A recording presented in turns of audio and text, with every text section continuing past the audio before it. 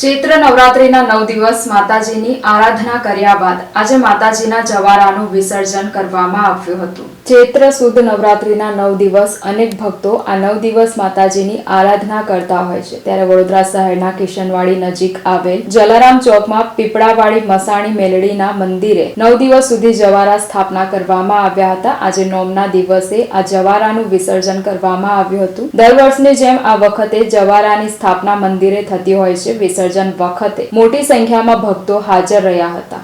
મેલડી માતાનો જવારા છે આ ચોથું વર્ષ માતાનું થાય છે।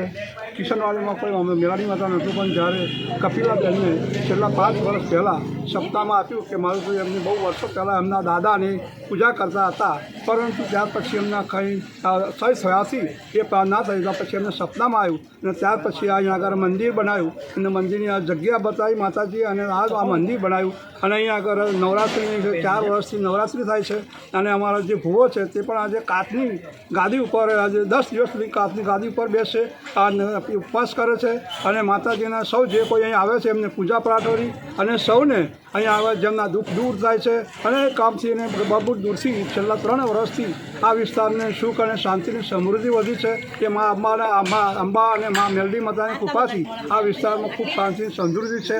અને અહીંયા આગળ દરરોજ 5 વાર આરતી થાય છે। આરતીમાં ઘણા લોકો અહીં ઉપસ્થિત રહે છે।